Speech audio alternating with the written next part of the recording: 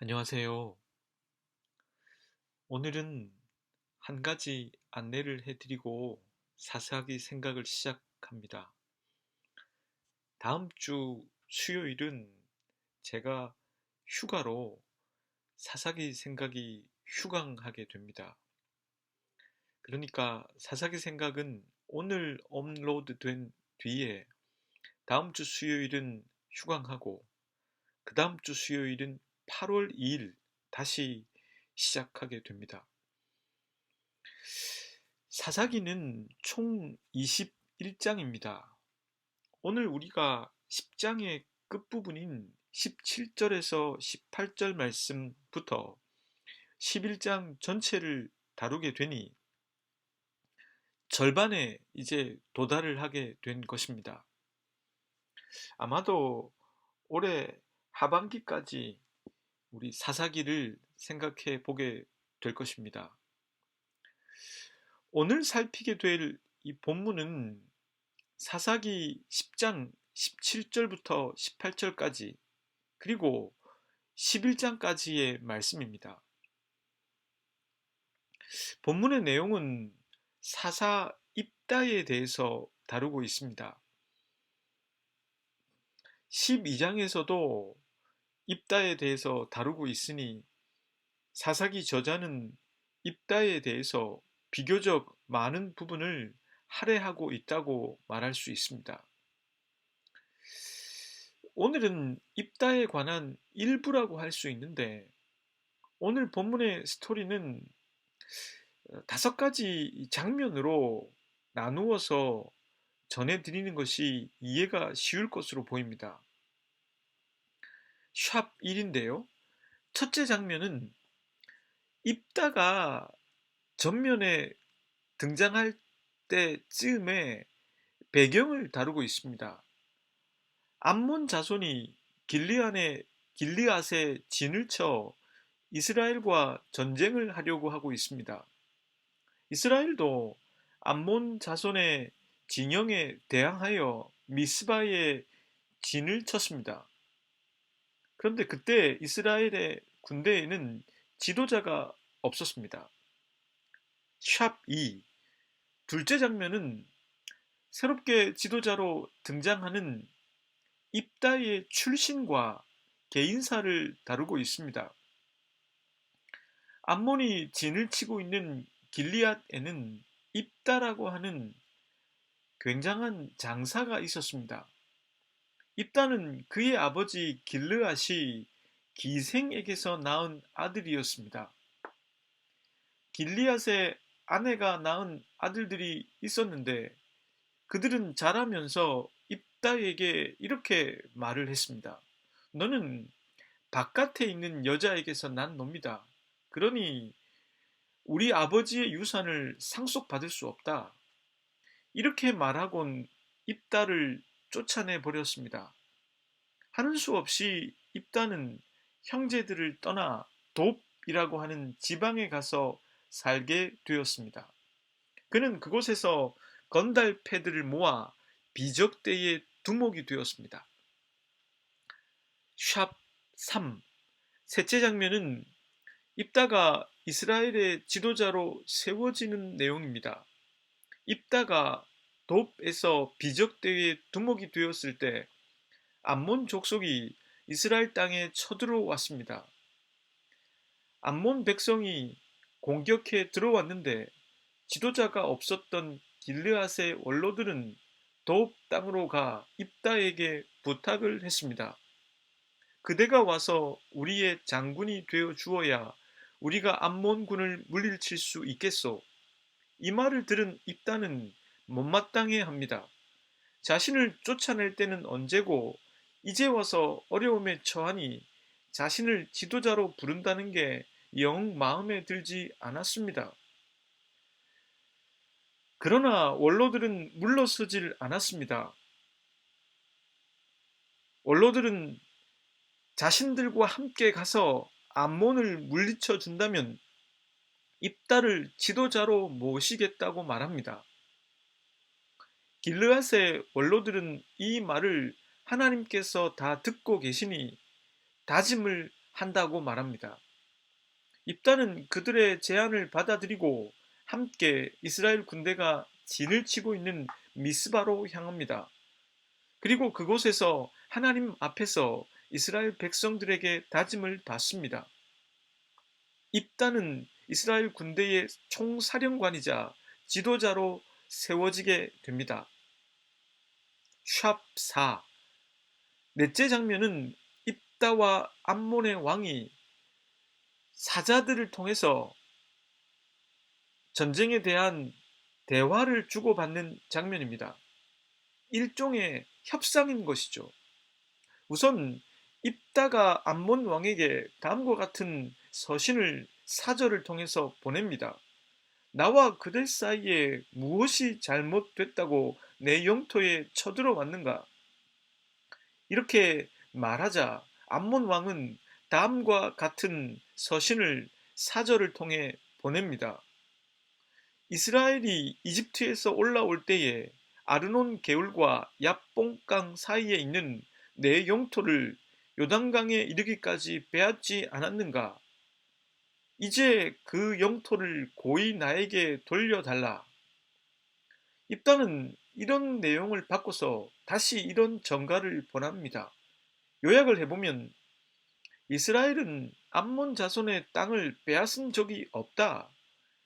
이집트에서 나와 에돔 왕에게 영토를 좀 지나가게 해달라고 부탁했는데 허락하지 않았다. 그리고 모압 왕에게도 길을 지나갈 수 있게 해달라고 했는데 허락하지 않았다. 하는 수 없이 에돔과 모압 영토를 돌아서 동편으로 갔다. 그리고 이스라엘은 헤스본에서 차지하고 있었던 아모리 왕 시온에게 사절을 보내 길을 지나가게 해달라고 부탁했다. 그런데 시온은 부탁을 허락하기는커녕 군대를 총동원해 우리와 싸웠다. 하나님께서 우리에게 그 땅을 주심에 우리가 아모리 족속을 몰아내고 땅을 차지하게 되었다. 이스라엘의 하나님께서 아모리 사람들을 몰아내시고 아르논 괴울과 약복강에서부터 요단강에 이르는 땅을 차지하게 하셨다. 우리가 이 땅에 머무른 지 300년이 되었다. 그런데 이제 우리를 몰아나겠다는 것인가?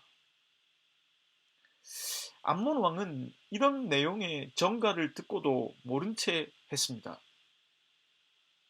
샵 5. 다섯 번째 장면은 입다가 암몬 왕과의 협상에 실패하자 하나님께 서원을 하는 내용입니다. 입다는 암몬군을 쳐부수게 해주신다면 그들을 쳐부수고 돌아올 때 가장 먼저 자신을 맞이하러 온 사람을 야훼께 번제로 바치겠다고 약속합니다. 하나님께서는 암몬을 그의 손에 붙여주심으로 전쟁은 이스라엘의 승리로 끝이 났습니다. 그런데 입다가 개선하는데 그를 처음으로 맞이한 것은 다름 아닌 입다의 무남동녀 딸이었습니다. 딸이 가장 먼저 나오는 것을 본 입다는 괴로워했습니다. 그러나 딸이 아버지에게 말하길 아버지께서 하나님께 서원한 것이 있다면 그대로 하십시오.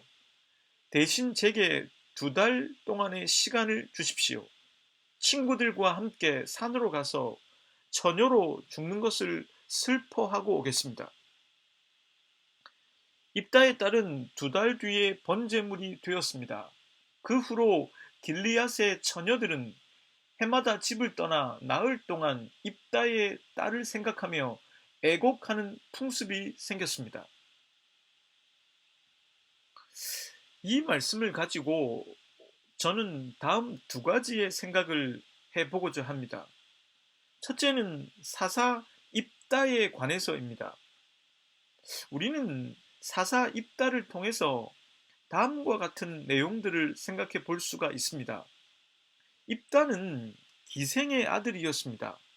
아버지 길리앗이 기생에게서 낳은 천출이었습니다. 그는 천출이었기 때문에 이복 형제들에 의해서 쫓겨났습니다. 그에게 아버지의 재산을 나누어 줄 수 없다는 이유 때문이었습니다. 입다는 대응할 힘도 없었고 그저 따를 수밖에 없었습니다. 그러나 그는 분명 용사였습니다. 길르앗 사람들에게 그 사실만큼은 각인이 돼 있었습니다. 평화의 시기에는 큰 용사인 그가 필요 없었지만 암몬 자손이 길르앗에 진을 치고 이스라엘을 공격해 들어오자 길르앗의 장로들은 입다에게 이 전쟁의 총사령관이 되어달라고 요청하게 됩니다. 사사기 저자가 우리들에게 전하여 준 메시지가 있었습니다. 그것은 지극히 작은 자들을 사사로 삼아 이스라엘을 구원해 나간다는 것이었습니다. 에훗은 왼손잡이였고 삼갈과 야엘은 이방인 출신이었습니다. 그리고 드보라는 여선지자였고 기드온은 지극히 약하고 작은 가문 출신이었습니다.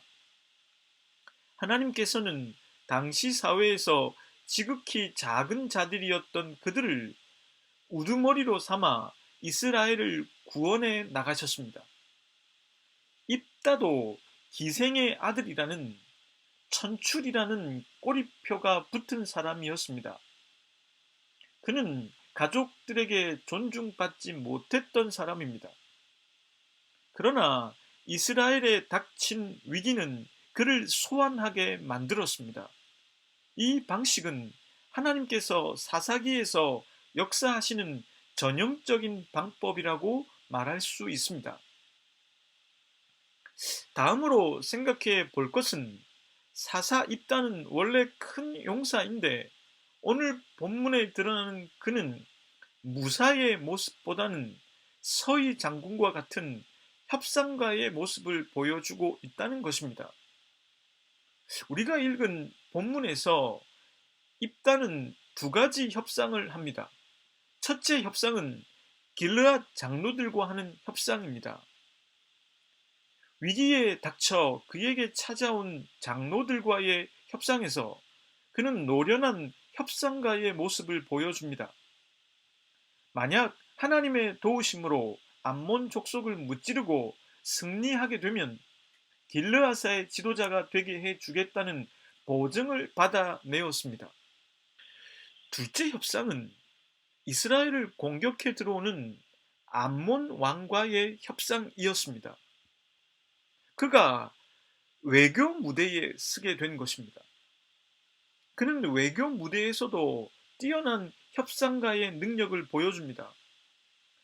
독도가 자신들의 땅이라고 주장하는 일본처럼 암몬 왕은 지금 이스라엘이 차지하고 있는 아르논과 얍복 사이에 있는 남부 요단 동쪽 땅이 원래 자신들의 땅이라고 주장합니다.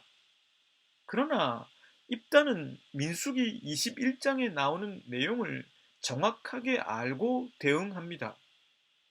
이스라엘은 모압과 암몬 자손에게 길을 내어 달라고 요구했을 뿐이라는 것입니다.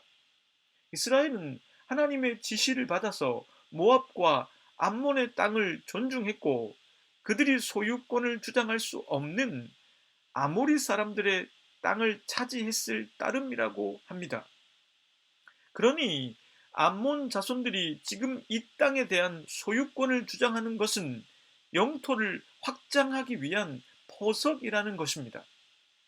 그것은 그들의 거주권과 생존권을 보장해 주신 하나님의 선한 의도를 무시하는 것입니다. 입다의 이런 논지는 명쾌합니다. 그는 핵심을 파악하고 있습니다. 결국 이 협상은 실패로 끝이 나 전쟁에 돌입하게 되었지만 전쟁의 명분이라는 논지에서 볼 때 이스라엘이 이길 수밖에 없는 전쟁임을 미리 말해주고 있습니다. 선하신 하나님께서는 선하신 당신의 의도를 벗어나 야욕을 부리는 암몬 족속의 포석을 그냥 두고 보실 리가 없기 때문입니다. 입다는 싸움을 잘하는 사람입니다. 그는 본래 무신입니다. 그런데 오늘 11장에 나오는 입다의 모습은 문신에 가깝습니다. 그는 어떻게 이런 협상가의 모습을 학습하게 되었을까요? 물론 타고난 것도 있겠지만 신학자들은 그가 길리앗에서 쫓겨나 돕 땅으로 가서 도적대의 두목이 되는 과정에서 협상가의 능력을 발휘하고 학습했을 것이라고 봅니다. 집에서 쫓겨나 혈혈단신이었던 그는 두목에까지 오르게 됩니다. 그가 단순히 힘만으로 그렇게 될 수 있었을까요? 도읍에서 입다는 집중했을 것입니다. 그리고 진지하게 자신의 앞날을 모색했을 것입니다. 그 가운데 발현된 협상가의 자질과 능력은 결국 그가 지도자로 세워지는데 도움을 주었습니다. 뿐만 아니라 그는 나라를 구하는데 그 능력을 사용하게 되었고 하나님의 선한 의도를 전하고 그 선한 의도를 무시하는 자에게 하나님께서 대적하신다는 것을 보여주는 주님의 도구가 되었습니다. 이 세상을 살아가다 보면 어떤 위기와 일들이 우리에게 닥칠지 알 수 없습니다. 그런 순간이 찾아오면 우리들은 또 어느 때보다 집중하게 되고 진지해집니다. 그리고 내 안에 감추어져 있던 것들을 보게 됩니다. 평소에는 미처 보지 못했던 것을 말입니다. 무신으로서만 자신을 생각할 수 있었던 입다는 도읍에서의 일을 통해 문신의 모습도 자신에게 있다는 것을 깨닫게 되었을 것입니다. 여러분들 안에 아직까지 발견하지 못한 것, 아직까지 발휘되지 못한 면들이 분명 있을 것입니다. 앞으로 그것을 하나하나 발견하고 찾아가 보는 즐거움을 누리실 수 있기를 바랍니다.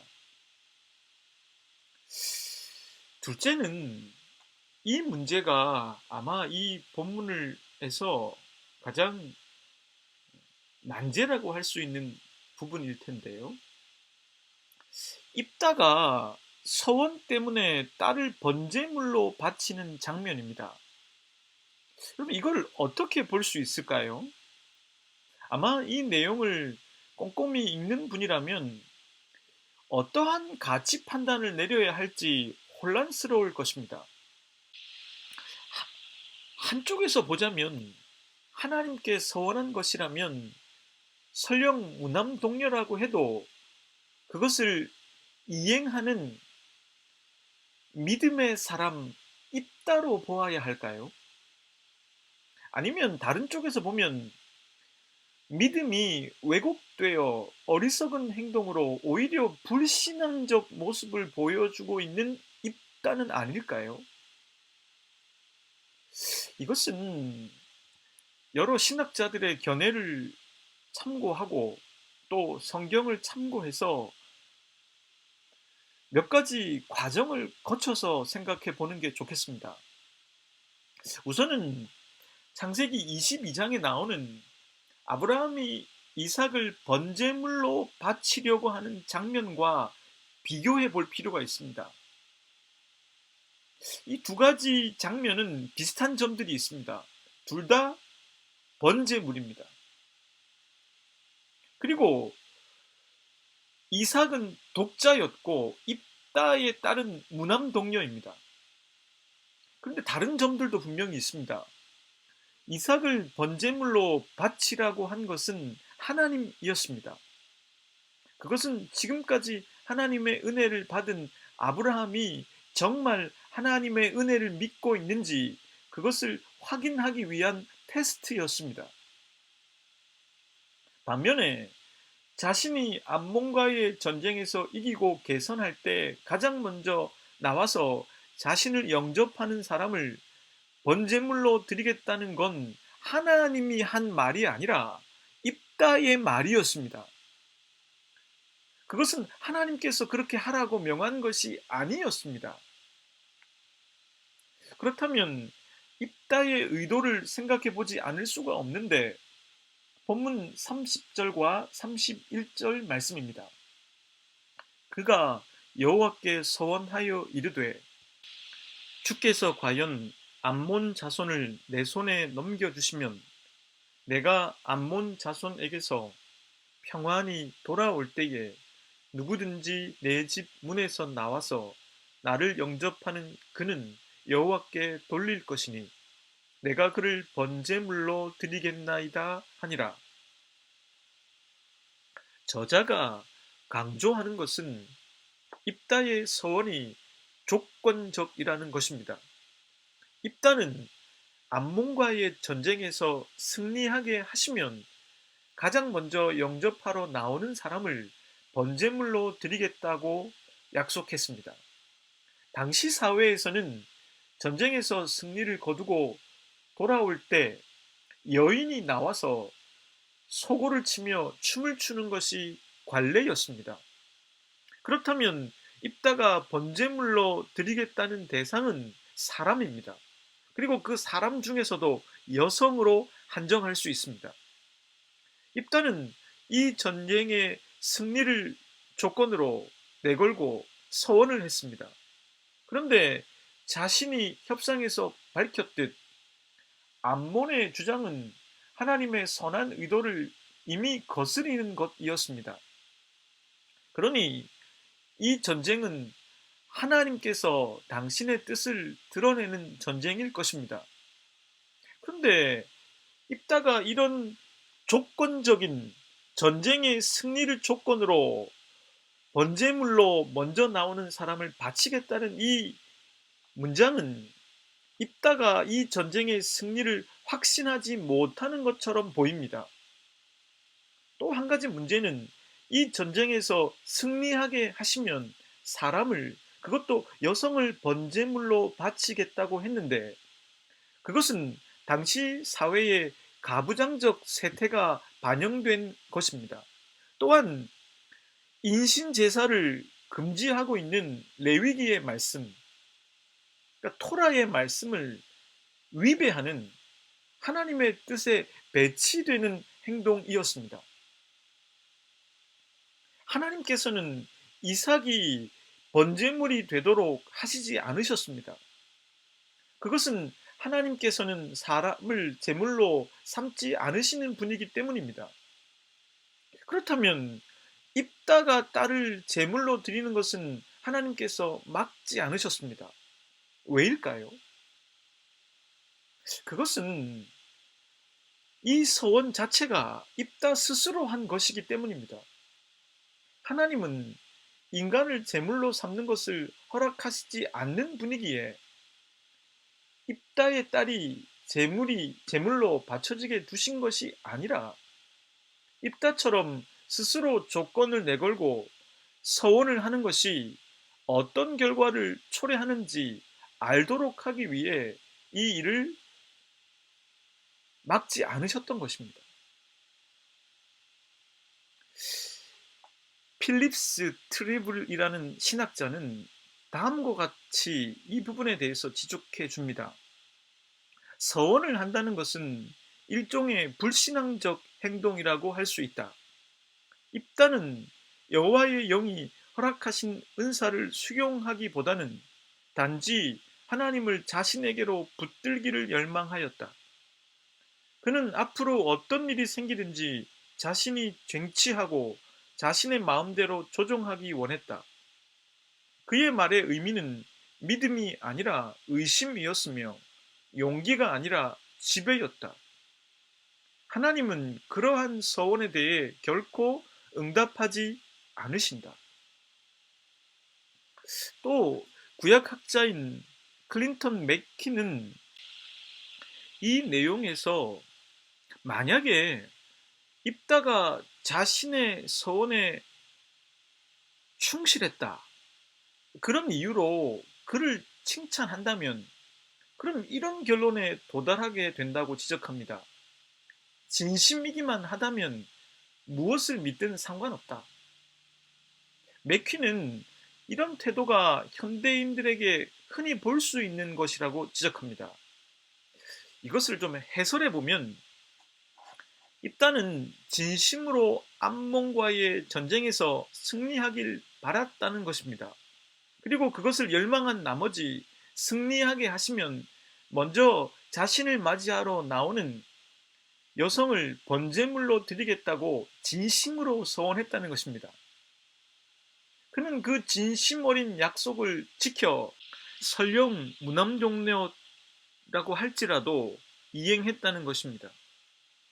진심이었냐 아니었냐 하는 측면에서만 보자면 이 입다의 행동은 선으로 판명날 수도 있을 것입니다. 그러나 선을 분별할 때 고려할 것은 진심이었냐 아니었냐 혹은 약속을 지켰냐 안 지켰냐 정도가 아닙니다. 훨씬 더 복잡합니다. 누군가의 진심이 사리에 맞지 않다면 그 진심을 변경할 수 있어야 합니다. 누군가를 죽이고 싶은 게 진심이라고 해도 막상 그런 행동을 일삼는다면 그것은 결단코 선이라고 말할 수 없습니다. 내가 약속한 것이 제 아무리 진심 어린 약속이라고 해도 그것이 말씀과 상식에 비추어 어긋나는 것이라면 이행할 수 없는 것입니다. 때때로 우리들은 열광주의와 광신주의를 믿음의 최고봉이라도 되는 양 생각할 때가 있습니다. 열광주의와 광신주의가 위험한 것은 입다와 같은 오류에 빠질 위험성이 크기 때문입니다. 하나님의 이름을 부르긴 하는데 남들이 어떤 측면에서 볼 때는 그 사람의 믿음이 센 것 같은데 자세히 들여다보면 기본적인 토라의 말씀조차 지키지 않고 있으며 그런 측면에서 보자면 하나님을 믿는 것이라 말할 수 없다는 것입니다. 혈혈단신으로 돕 땅으로 가야만 했던 입다는 뛰어난 협상가로서의 모습을 보여주며 지도자로 세워졌고 암몬 왕가의 외교에서도 우위를 보여주었습니다. 그는 또한 하나님을 향한 믿음과 열정을 보여주었습니다. 긍정적으로 이야기가 진행될 것 같았는데 기드온처럼 뒤로 갈수록 뭔가 부족한 모습을 보여주고 있습니다. 믿음은 내 확신에 불타 무분별하게 그리고 비성경적으로 하나님의 이름을 외치며 진심이라는 우산 아래 숨어 하나님을 지배하는 것이 아닙니다. 믿음은 나보다 하나님과 그분의 말씀을 더 믿기에 내 진심, 열망을 의심해보고 그분의 뜻을 수용해 나가면서 문제에 해답을 찾아 나가는 과정입니다. 그러니 믿음을 가진 사람은 늘 과정을 사는 사람이라고 말할 수 있습니다. 그러하기에 믿음을 가진 사람은 진지할 수밖에 없습니다. 믿음을 가진 사람은 맹목적일 수가 없습니다. 믿음을 가진 사람은 회의와 의심을 하지 않을 수가 없습니다. 자기 딸이 가장 먼저 나오는 것을 보고 입다는 자기 옷을 찢었습니다. 이것은 입다가 얼마나 비통했는지 그것을 보여주는 행위입니다. 자기가 쟁취하고 싶은 것을 위해서 자기 열망을 위해서 하나님을 마음대로 조정하려고 할 때 어떤 결과에 이르게 되는지 저자는 드러내 보여주고 있습니다. 하나님을 제대로 잘 믿고 싶다. 그런 생각이 드는 수요일입니다. 함께 기도하겠습니다. 출신이 천했던 입다였지만 그는 어려움 속에서도 자신 안에 있는 소중한 것들을 발견했고 그것들로 하나님과 조국을 섬겼습니다. 하나님께서 저희들에게 주신 것을 발견하도록 도와주십시오.